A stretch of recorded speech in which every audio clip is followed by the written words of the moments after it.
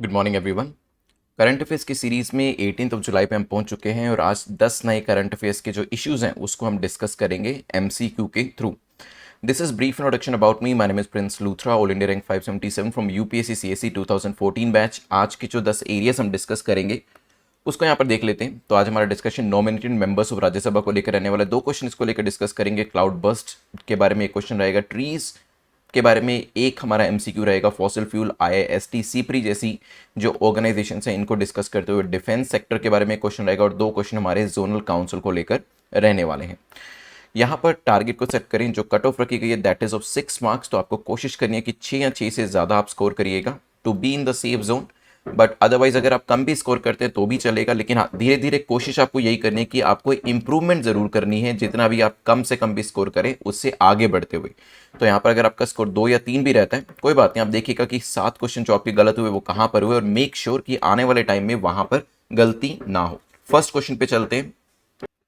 First question आपका है राज्यसभा को लेकर पूछा गया। राज्यसभा के नॉमिनेटेड मेंबर्स को लेकर बताएं कौन सी स्टेटमेंट आपकी करेक्ट है, कौन सा कथन आपका सही है। पहली स्टेटमेंट कहती है कि आर्टिकल 80 जो है वो डील करता है council of state, that is Rajya Sabha के नॉमिनेटेड मेंबर्स है क्या। मे बी नॉमिनेटेड मेंबर्स जो है इन्हें प्रेसिडेंट के द्वारा नॉमिनेट किया जाता है, ये भी हो सकता है, और इनकी संख्या राज्यसभा में मैक्सिमम 2 हो सकती है। 10 सेकेंड्स आपके पास है, सोचिए क्या आंसर होगा, फिर करते हैं डिस्कशन इसको लेकर। पहला जो आपका क्वेश्चन है वो राज्यसभा के मेंबर्स को लेकर है। देखिए जब हम नॉमिनेटेड मेंबर्स की बात करते हैं, अभी रिसेंटली 4 नए मेंबर्स को राज्यसभा के अंदर नॉमिनेट किया गया है और ये जो मेंबर्स नॉमिनेटेड मेंबर्स होते हैं ये जो लोग लिटरेचर के अंदर अच्छा परफॉर्म करते हैं, साइंस के अंदर, सोशल सर्विस के अंदर, स्पोर्ट्स के अंदर, ऐसे लोगों को यहां पर नॉमिनेटेड किया जाता है राज्यसभा के अंदर। आर्टिकल 80 के अंदर ये प्रोविजन दिया है जिसके अंतर्गत जो 12 राज्यसभा के मेंबर्स होते हैं। देखिए राज्यसभा में आर कैसा दिखाई देता है, अगर हम देखें इस तरह की कुछ ट्रिक्स मैंने आपको जो इंडियन पॉलिटी के लेक्चर्स यूट्यूब के ऊपर अवेलेबल है वहां पर दिए। आर जो है वो 1 और 2 को मिलाकर बनता है, राइट। 1 और 2 को अगर आप मिला देंगे तो आर बनेगा। तो राज्यसभा में कितने मेंबर्स होते हैं, 12। ठीक है, तो इस तरीके से आप याद रख सकते हैं क्योंकि आपको फिर स्टेट लेवल के अंदर अलग एक नंबर देखने को मिलेगा। नॉमिनेटेड मेंबर्स को प्रेसिडेंट नॉमिनेट करते हैं, ये भी बिल्कुल ठीक है, लेकिन इनकी मैक्सिमम संख्या कितनी होती है, 2 नहीं होती है, 12 मेंबर्स यहां पर हो सकते हैं। तो करेक्ट आंसर क्या हो जाएगा यहाँ पर, A will be the correct answer. ठीक है, 4 नए मेंबर्स जो हैं उनको अभी नॉमिनेट किया गया राज्यसभा के अंदर। यूजुअली जिसकी भी सरकार होती है वहां पर वो कोशिश करते हैं कि राज्यसभा मेंबर्स उनकी पसंद के आए ताकि नंबर्स जो है वो उनका राज्यसभा के अंदर डोमिनेट करना चाहिए। नेक्स्ट चलते हैं, नॉमिनेटेड मेंबर्स को लेकर पूछा गया कि बताएं कौन सी स्टेटमेंट आपकी करेक्ट है, कौन सा कथन नॉमिनेटेड मेंबर्स को लेकर सही है। नॉमिनेटेड मेंबर्स जो राज्यसभा के पास होते हैं उनके पास जो इलेक्टेड एमपीज होते हैं उन्हीं के जैसी पावर्स एंड प्रिविलेजेस होती हैं क्या, हो सकता है। They can take part in the proceeding of the house, house की जो प्रोसीडिंग्स होती हैं उसके अंदर वो पार्टिसिपेट कर सकते हैं क्या, ये भी पॉसिबल है। और जब प्रेसिडेंट के इलेक्शन होते हैं तो वहां पर वो अपने वोट को भी दे सकते हैं क्या, this is also possible. 10 seconds, वैसे भी प्रेसिडेंट का इलेक्शन आज आपका होने ही वाला है। लेट्स सी कि प्रेसिडेंट जो है वो कौन बनते हैं और आगे जाके आपको काफी जल्दी वाइस प्रेसिडेंट का इलेक्शन भी होता हुआ दिखाई देगा। तो 10 सेकेंड्स यहां पर आपके शुरू हो चुके हैं, सोचिए जल्दी से क्या आंसर होगा। देखिए नॉमिनेटेड मेंबर्स जो हैं उनके पास यस जो आपके एमपीज, जो दूसरे एमपीज होते हैं, इलेक्टेड एमपीज होते हैं जो नॉमिनेटेड नहीं होते हैं, उनके बराबर की पावर एंड प्रिविलेजेस आपको देखने को मिलेगी। और यस देखिए हाउस की प्रोसीडिंग्स में तो वो पार्टिसिपेट करेंगे, अदरवाइज उनको मेंबर्स बनाए क्यों गए, लेकिन हाँ उनके पास वोट देने का अधिकार नहीं होता। तो नॉमिनेटेड मेंबर्स जो है वो वोट नहीं दे सकते जब भी अभी प्रेसिडेंट का जो आज इलेक्शन हो रहा है इसके अंदर वो वोट नहीं दे पाएंगे, और जो आगे जाके वाइस प्रेसिडेंट का इलेक्शन होगा वहां पर भी वो वोट नहीं दे पाएंगे। ठीक है, नॉमिनेट मेंबर जो होते हैं उनको 6 महीने का टाइम दिया जाता है कि वो डिसाइड कर सकते हैं कि वो कौन सी पॉलिटिकल पार्टी को ज्वाइन करना चाहते हैं जब उनको यहां पर हाउस के अंदर सीट मिल जाती है।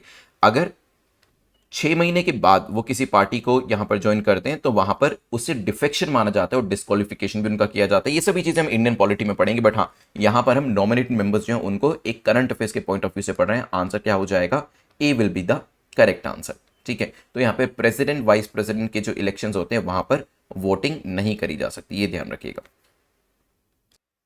चलते हैं यहां से आगे बढ़ते हुए ज्योग्राफी का एक क्वेश्चन डिस्कस करते हैं। क्लाउड बस्ट को लेकर है पूछा गया, क्लाउड बस्ट को लेकर बताएं कौन सी स्टेटमेंट आपकी करेक्ट है, कौन सा कथन आपका सही है। अभी एक अनफॉर्चुनेट हमें न्यूज देखने को मिली जहां पर आप मुझे लोकेशन का नाम कमेंट सेक्शन में बताइएगा जहां पर क्लाउड बस्ट हुआ और काफ़ी सारे लोगों की जान चली गई। अब ज्योग्राफिकल फिनोमिना है तो क्वेश्चन कई बार यहाँ से भी बनकर आ सकता है। A cloud burst refers to an extreme amount of rain, क्या इसके अंदर बहुत ज़्यादा रेन हो जाती है एक छोटे से पीरियड के अंदर, हो सकता है।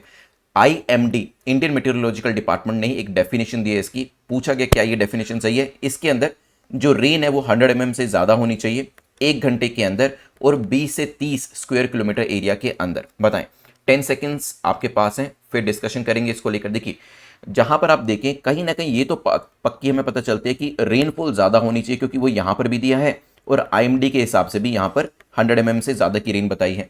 तो एक आपको इससे आइडिया लग जाएगा, एक हिंट मिल जाएगा कि रेन तो ज़्यादा होगी। अब वो 100 mm होगी या नहीं होगी वो यहाँ पर देखने वाली बात है। तो ये क्लाउड बस्ट के अंदर रेन काफ़ी ज़्यादा मात्रा में होना चाहिए और इंडियन मेट्रोलॉजिकल डिपार्टमेंट के हिसाब से ये जो हैवी रेन है ये एक short period that is 100 mm की रेन 1 घंटे के अंदर 20 से 30 स्क्वायर किलोमीटर एरिया के अंदर होनी चाहिए। तो ये दोनों ही जो स्टेटमेंट्स है वो ठीक हो जाती है। एक जगह आपको जनरल डेफिनेशन दी है और दूसरी जगह आपको आईएमडी की डेफिनेशन दी है। करेक्ट आंसर क्या हो जाएगा? C will be the correct answer. Let's move to next question which is question number 4, जो यहां पर 3 स्टेटमेंट्स देके आपसे पूछ रहा है कि बताएं कौन सी स्टेटमेंट अभी करेक्ट है। A tree with an estimated age of 100 years और मोर, जो 100 साल या उससे ज्यादा की एज का ट्री है उसे हेरिटेज प्रॉपर्टी माना जाता है। कोई भी व्यक्ति अगर हेरिटेज ट्री को काटता है तो उसको उसकी एज के बराबर के ट्रीज लगाने पड़ते हैं और उसे तीसरी स्टेटमेंट कहते हैं कि इकोनॉमिक वैल्यूएशन के बराबर कॉम्पनसेशन भी देना पड़ सकता है। 10 सेकेंड्स आपके पास है, सोचिए फिर करते हैं डिस्कशन। रिसेंटली हुआ क्या, एक 250 साल पुराना ट्री जो था चंडीगढ़ के एक स्कूल में गिरा और चंडीगढ़ में बेसिकली एक जो स्टूडेंट थे उनके यहाँ पर पेड़ के नीचे आने की वजह से जान चली गई। तो ये काफ़ी अनफॉर्चुनेट न्यूज़ थी। यहाँ पर जो हेरिटेज ट्री था उसकी भी बात करी गई थी उस आर्टिकल के अंदर। तो यहाँ पे हेरिटेज ट्री जो है वो काफ़ी इंपॉर्टेंट हो जाता है, इसके बारे में जानकारी रखना क्वेश्चन यहाँ पर बनकर आ सकता है। हेरिटेज ट्री जो है इसे स्पेशल प्रोटेक्शन प्रोवाइड करी जाती है और ट्री की एज से डिटरमिन होता है कि कितना कॉम्पनसेशन इसके लिए जाएगा अगर इसे काटा जाता है। तो 100 साल या इससे बड़ी एज जब हो जाती है वो हेरिटेज की कैटेगरी के अंदर आ जाते हैं। और मान लीजिए कोई 152 ईयर्स पुराना कोई ट्री को काटा जा रहा है किसी भी रीजन की वजह से, जो कि प्रॉबेबली एक लीगल रीजन है, तो उसकी कॉम्पनसेशन के लिए 152 ट्रीज को प्लांट किया जाता है। तो ये बात भी हमारी ठीक हो जाती है। लेट्स अज्यूम कि किसी वजह से जो कॉम्पनसेशन है प्लांटेशन का वो नहीं किया जा सकता, तो उस केस के अंदर इकोनॉमिक कॉम्पनसेशन दिया जाता है। ठीक है, स्टेट गवर्नमेंट ने हालांकि अभी तक नहीं बताया है कि मॉनेटरी कॉम्पनसेशन आपको कैसे देना है। कि मान लीजिए अगर आप 152 साल पुराना कोई पेड़ यहाँ पर किसी व्यक्ति के द्वारा काटा गया है तो उसको इकोनॉमिक कॉम्पनसेशन कैसे देना पड़ेगा। लेकिन हाँ, एक्सपर्ट्स ये जरूर कहते हैं कि जितनी ज्यादा ऑक्सीजन वो जो ट्री था आपका रिलीज कर रहा था उसको हम इकोनॉमिक वैल्यू में निकालेंगे और उसके बेसिस पे उसकी मॉनेटरी टर्म्स के अंदर जो वैल्यू होगी उसे कंसीडर किया जाएगा। ठीक है, तो तीनों ही स्टेटमेंट्स हमारी यहां पर ठीक हो जाती है। करेक्ट आंसर क्या हो जाएगा? D will be the correct answer. Let's move to next question which is question number 5। दो स्टेटमेंट्स को देखकर यहां पर पूछा जा रहा है, India is dependent on fossil fuel for nearly 70% of energy. 70% हमारी एनर्जी जो है फॉसिल फ्यूल से आती है। क्या पॉसिबल है? हमने नेट जीरो बनने का एक टारगेट रखा है जो हम 2070 तक पूरा करने वाले हैं। 10 सेकेंड्स सोचिए क्या आंसर होगा, फिर करते हैं डिस्कशन। आप जानते हैं कि भारत जो है ट्रांजिशन कर रहा है, इंडिया जो है काफी रैपिडली ट्रांजिशन कर रहा है फॉसिल फ्यूल से रिन्यूएबल एनर्जी की तरफ, राइट। तो ये जो ट्रांजिशन है इसके अंदर जो प्रेजेंट सिचुएशन है उसके बारे में भी बताया है और हमारे टारगेट्स क्या है वो भी बताया है। एक स्टडी आई, स्टडी ने ये भी बताया कि जैसे हम फॉसिल फ्यूल से रिन्यूएबल की तरफ जाएंगे तो इंडिया को एक लॉस भी इस चीज में देखने को मिल सकता है, क्योंकि फॉसिल फ्यूल से भी जो हमारा रेवेन्यू है, खासतौर पे गवर्नमेंट ऑफ इंडिया का रेवेन्यू जो है वो काफ़ी ज़्यादा डिपेंड करता है, क्योंकि पेट्रोल को, ऑयल को और उससे बने पदार्थों को बेचकर ही काफ़ी ज़्यादा रेवेन्यू गवर्नमेंट ऑफ इंडिया के द्वारा एंड स्टेट गवर्नमेंट्स के द्वारा कमाया जाता है। तो इंडिया फॉसिल फ्यूल पर नियरली 70% डिपेंड करता है, बिल्कुल ठीक है।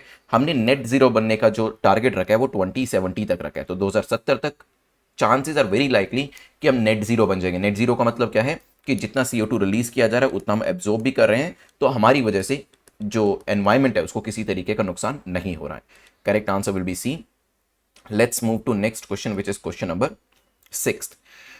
जो crack UPSC exam in 200 days की सीरीज है, it is available as a crash course जिसमें आप डे वाइज तैयारी कर सकते हैं, तो आप इसको सब्सक्राइब कर सकते हैं। जो लोग फुल फ्लेजेड तैयारी करना चाहते हैं जिसमें आपको एनसीईआरटी के वीडियोस भी मिलेंगे, तो वो यूपीएससी 2023 के लिए जा सकते हैं। रिकॉर्डेड आपका ये पूरा जो कोर्स है वो आपके पास अवेलेबल रहेगा, ताकि दिन में अगर आप 2 दिन भी पूरे करना चाहें, अगर आपको लगता है आपके पास टाइम कम है और आप 200 दिन का कोर्स 150 दिन में करना चाहते हैं, you can do that also, because all the lectures are already uploaded. But हाँ, वैल्यू एडिशन के लिए मैं इसमें टाइम टू टाइम जो लेक्चर्स हैं, न्यू लेक्चर्स हैं, वो अपलोड करता रहता हूँ। जैसे आजकल हम इसके अंदर इकोनॉमिक्स के जो लेक्चर्स हैं वो डाल रहे हैं, तो आप इसको सब्सक्राइब कर सकते हैं exam.netmock.com को जाकर, जिसमें आपको रिकॉर्डेड पूरा जो मिशन है वो तो मिल ही जाता है, लेकिन इसमें वैल्यू एडिशन मटेरियल भी टाइम टू टाइम अपलोड होता रहता है। नेक्स्ट क्वेश्चन नंबर 6 को देखते हैं, जो कि IISD को लेकर पूछा गया। IISD को लेकर बताएं करेक्ट क्या है, कौन सा कथन सही है। ये एक इंटरगवर्नमेंटल ऑर्गेनाइजेशन है क्या? May be. The IISD's mission is to promote human development and environmental sustainability through innovative research. IISD mission जो है, इसका मेन काम क्या है? इसका मेन काम है ह्यूमन डेवलपमेंट को, एनवायरमेंट सस्टेनेबिलिटी को प्रमोट करना, रिसर्च को इनोवेट करना। बताइए, सोचिए क्या आंसर हो सकता है। 10 सेकेंड्स आपके पास है। इसे 1990 IISD जो आपकी ऑर्गेनाइजेशन है, इसे 1990 में बनाया गया था एक नॉन प्रॉफिट ऑर्गेनाइजेशन के थ्रू। तो इंटरगवर्नमेंटल नहीं है, it is an independent non profit organisation. लेकिन हाँ, इसके काम के बारे में बिल्कुल सही बताया है, ह्यूमन डेवलपमेंट, एनवायरमेंटल सस्टेनेबिलिटी, नई नई रिसर्च लाकर उस चीज को अचीव करना। तो करेक्ट आंसर क्या हो जाएगा? B will be the correct answer. ठीक है, चलिए यहां से आगे बढ़ते हैं। नेक्स्ट क्वेश्चन नंबर 7 को लेकर डिस्कशन करते हैं। क्वेश्चन नंबर 7 जो है पूछ रहा है सीप्री के बारे में, लेकिन यहां पर पूछ रहा है कि सीप्री को लेकर कौन सी स्टेटमेंट आपकी करेक्ट नहीं है। सीप्री के हिसाब से इंडिया जो है वो सिर्फ 0.17% टोटल ग्लोबल आर्म्स का एक्सपोर्ट करता है। देखिए, इंपोर्ट में तो सीप्री कहता है हम तीसरे नंबर पे, ठीक है, तीसरे सबसे बड़े इंपोर्टर है, लेकिन एक्सपोर्ट में 0.17 हमारा टोटल कंट्रीब्यूशन है। May B the lack of R&D and poor testing labs that lead to dismal state of defence export. यहां पर सीपरी का यह भी कहना है कि हमारे यहाँ पर रिसर्च एंड डेवलपमेंट उतना अच्छा नहीं है, टेस्टिंग फैसिलिटीज उतनी अच्छी नहीं है, लैब्स उतनी अच्छी नहीं है, जिसकी वजह से हम ज्यादा एक्सपोर्ट नहीं कर पा रहे। 10 सेकेंड्स सोचिए, फिर करते हैं डिस्कशन। इंडिया का जो डिफेंस एक्सपोर्ट है उसके अंदर हमें प्रीवियस ईयर के कंपैरिजन में 54% राइज देखने को मिला। देखिए, वैसे अगर हम कंपेयर करें, बात तो ठीक है, हमारा एक्सपोर्ट उतना ज़्यादा नहीं है, इंपोर्ट ज़्यादा है, तभी हम फ्रांस से भी फाइटर जेट्स खरीदते हैं, यूएस से भी आर्म्स एंड एम्यूनिशन खरीदते हैं, रशिया से भी आर्म्स एंड एम्यूनिशन खरीदते हैं, इजराइल से भी उनकी टेक्नोलॉजी को यहाँ पर लेने की कोशिश करते हैं। लेकिन when it comes to export, वो अभी अभी हमने शुरू किया। आपने देखा होगा बीच में जो हमारे लाइट कॉम्बैट एयरक्राफ्ट है उसको भी हम मलेशिया को सेल करने की बात कर रहे थे, हमारी ब्रह्मोस मिसाइल जो है वो भी काफ़ी सारी कंट्रीज को सेल करी जाती है। तो बेसिकली जो आपकी डेवलपिंग कंट्रीज है, खासतौर पर जो एशियन कंट्रीज हैं, वहाँ पर हम अपने एक्सपोर्ट को बढ़ा रहे हैं, आर्म्स एंड एम्यूनिशन के एक्सपोर्ट को बढ़ा रहे हैं, लेकिन अभी भी दूसरे देशों के कंपैरिजन में ये काफी कम है। तो यस, दोनों ही स्टेटमेंट यहां पर जो सीपरी के द्वारा दी गई है वो बिल्कुल ठीक है कि यहां पर एक तो एक्सपोर्ट कम है, 0.17 ही है, और दूसरी बात इसके कम होने का जो रीजन है वो भी बताया है। तो वैसे आंसर तो सी होना चाहिए, लेकिन क्वेश्चन में पूछा कि नोट करेक्ट, तो आंसर क्या हो जाएगा? डी। अगर आपने सी यहां पर आंसर दिया है तो यहां पर आपको -2 की नेगेटिव पेनल्टी आपको देनी पड़ेगी। इट मींस कि आपने क्वेश्चन की रिक्वायरमेंट को सही तरीके से नहीं समझा। तो -2 अपने आपको जरूर दीजिएगा और कमेंट सेक्शन में भी जरूर बताइएगा, ताकि आने वाले टाइम में इस पेनल्टी से ये जो आदत है इसे छोड़ा जा सके। Now let's move to next topic, जो कि बात कर रहा है पेयर्स आपको दिए हैं। लेफ्ट साइड में कुछ आपको स्कीम्स और कुछ इनिशिएटिव्स जो भारत सरकार के वो दिए हैं, और राइट साइड में दिया है कि ये किससे रिलेट करते हैं। देखिए, ये जो आपके लेफ्ट साइड में मिशंस और आपके कह सकते हैं कि प्रोसीजर्स हैं या फिर एक्सपोज हैं, ये आपके डिफेंस सेक्टर से रिलेट करते हैं। तो आईडेक्स जो है वो इंटेलेक्चुअल प्रॉपर्टी राइट से रिलेट करता है क्या? फिर आपका डिफेंस एक्विजिशन प्रोसीजर डैप, क्या ये R&D से रिलेट करता है क्या? मिशन रक्षा ज्ञान शक्ति, क्या ये मेक इन इंडिया से रिलेट करता है क्या? सोचिए, 10 सेकेंड्स आपके पास है, फिर करते हैं डिस्कशन इसको लेकर एक।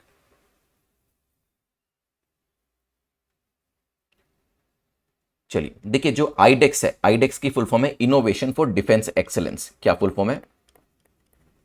Innovation for defence excellence. ये आपका रिलेट करता है R&D से। इसमें हम रिसर्च एंड डेवलपमेंट की बात करते हैं कि एक ऐसा कल्चर डिफेंस इंडस्ट्री में डेवलप किया जाए जिससे कि R&D हमारे यहाँ पर ज्यादा हो। जितना बेटर रिसर्च एंड डेवलपमेंट होगा उतना ज्यादा हम एक्सपोर्ट कर पाएंगे। ठीक है, और जो आपका मिशन रक्षा ज्ञान शक्ति है, ये रिलेट करता है इंटेलेक्चुअल प्रॉपर्टी राइट से। तो ये और पहला और तीसरा तो गलत हो जाते हैं। What about second? ये भी गलत होगा, क्योंकि ऑप्शन में कहीं पर भी ओनली 2 नहीं दिया है। जो डिफेंस एक्विजिशन प्रोसीजर है, ये आत्मनिर्भर भारत से या फिर मेक इन इंडिया से रिलेट करता है। तो तीनों ही जो आपके डिफेंस से रिलेटेड प्रोग्राम्स थे उसके बारे में जो जानकारी है वो ऊपर नीचे दी गई थी, बिल्कुल गलत दी गई थी। तो ध्यान रखिएगा, आईडेक्स किससे रिलेट करता है?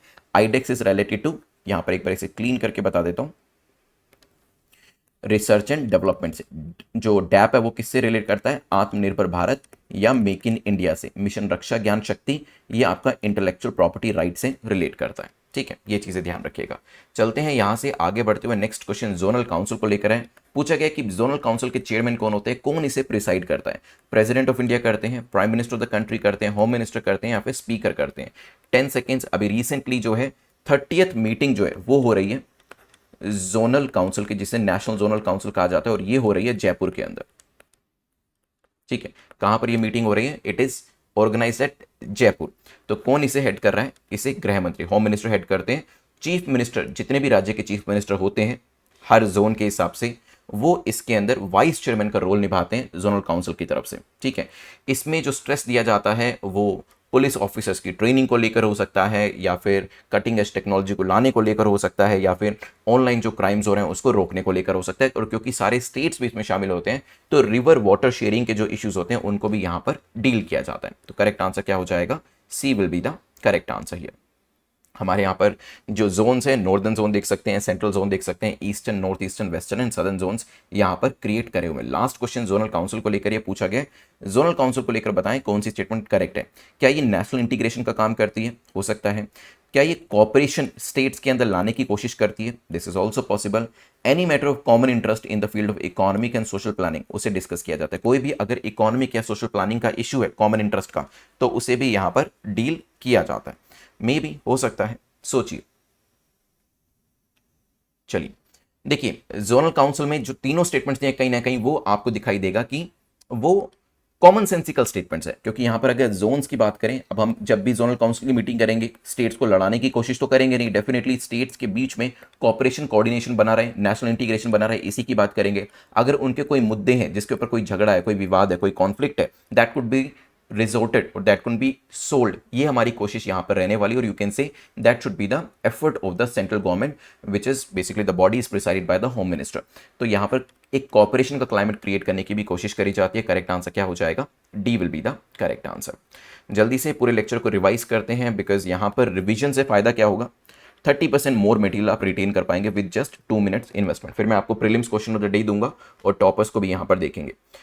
रिवीजन करने का तरीका यही है कि जैसी स्लाइड आपके सामने आती है उसे रिवाइज करिएगा।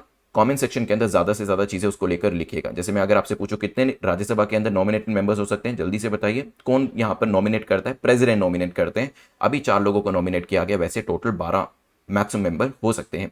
फिर हमने नॉमिनेट मेंबर्स के बारे में पूछा कि क्या ये वोटिंग कर सकते हैं, येस और नो बताइएगा। वैसे इलेक्टेड एमपीज के जैसी इनको पावर्स और प्रिविलेजेस दी होती है और प्रोसीडिंग ऑफ द हाउस के अंदर ये पार्टिसिपेट करते हैं, लेकिन हाँ वोट ये नहीं कर सकते हैं। चाहे प्रेसिडेंट जो आज इलेक्शन हो रहे हैं उनकी बात करी जाए या वाइस प्रेसिडेंट के इलेक्शन की बात करी जाए। क्लाउड बस्ट जो है उसकी आईएमडी के हिसाब से क्या क्राइटेरिया होता है बताइए।